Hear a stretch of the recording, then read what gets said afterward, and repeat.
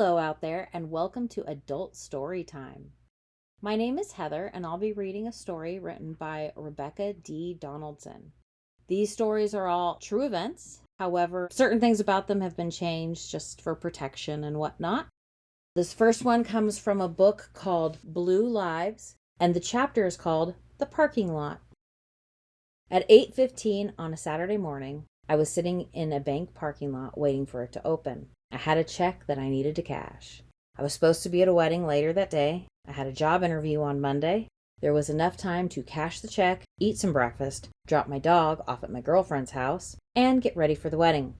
On Sunday, I was hoping I would be able to go shopping to get clothes for the interview that I had Monday morning. If this all worked out, the week would be off to a great start, and it seems like I had plenty of time.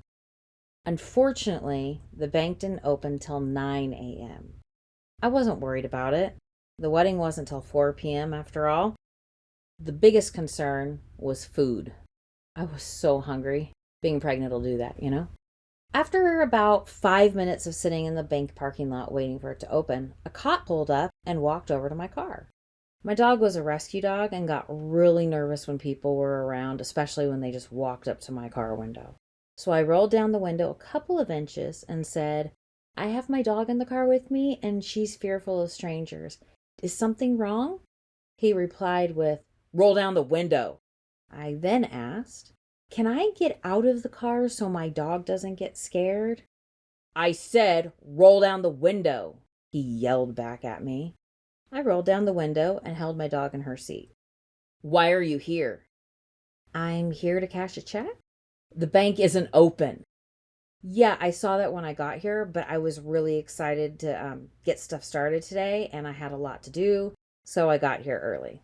I replied to him as I was trying to hold my dog in his seat. "Head start? What are you doing?" he asked me. "I need to get this check cashed, and then get breakfast, and then drop my dog off at my girlfriend's house, get clothes for a job interview if I have time, and then get to a wedding that I have tonight." "I can't hear you. Get out of the car," he ordered. With me being pregnant and my car being low to the ground, it was a struggle to get out of the car. I also had to hold my dog back at the same time. I wanted to make sure I had my wallet on me, which hopefully had every piece of proof I needed: court papers, driver's license information, insurance card, registration, the pregnancy test from Kaiser, the wedding invite, just anything you could possibly need to prove something to, a cop. "Come on, maybe you consider a workout once in a while," the officer screamed at me. "I'm sorry, I'm pregnant," I explained once I stood up next to my car. He impatiently tried to hurry me along. "Why are you here before the bank opens?" "I didn't realize the bank wouldn't be open yet. I thought it opened at 8, I responded. "I have a lot to do today, and I just didn't want to screw it up by being late or being slow or anything like that." "What did you have to do so early on a Saturday morning?" he asked me again. "Breakfast. This kid is starving." I pointed to my stomach and smiled, trying to get him on my side. He didn't look like he believed me. "When you got here and the bank wasn't open, why didn't you go get breakfast?" I didn't bring any money with me because I was going to cash my check first." "Walk with me to the car while I call you in. Give me your information," he instructed as he grabbed my arm and started walking me towards the police car. Once we got to the car, he turned me towards it and said, "Place your hands on the vehicle so I can pat you down." He patted me down, opened the back door of the police car, and told me to get in. "Am I under arrest?" I asked him. "No," he responded. "Sit down." He shoved me down in the back seat and shut the door. The officer started talking on the radio. I have no idea what was being said. A few minutes later, a larger cop car showed up. The police officer got out of his car to greet the new ones who just showed up. They talked for a minute and opened the back door of the car. I got out, and as soon as I had both feet on the pavement, the new cop tossed me up against the big cop car, put my hands behind my back, and cuffed me. "What's going on? Did I do something wrong?" "You need to," I nervously asked, but was interrupted. "Stop it." The second officer grabbed my hair and snatched it back to get me to look up at him. "Just fucking shut up. I don't need to anything." Please, my dog is in the car and I'm pregnant. Please, just what did I do?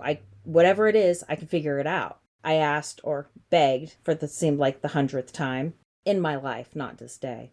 If you don't shut your mouth, we will make sure you can't speak, bitch. Shut up. The officer pushed me into the Bronco and slammed the door. I said nothing on the way to the police station. When we got there, I was taken into a room where I was thrown into a cell. After being there for a while, a cop walked by. I asked him if they could tell me what happened or how long I would be there. I'll keep you here as long as I want. If you don't learn to shut up, though, we're going to have a problem. I've already heard about your mouth, and I'm not going to tolerate it, the cop answered. After some more time had passed, another cop walked by.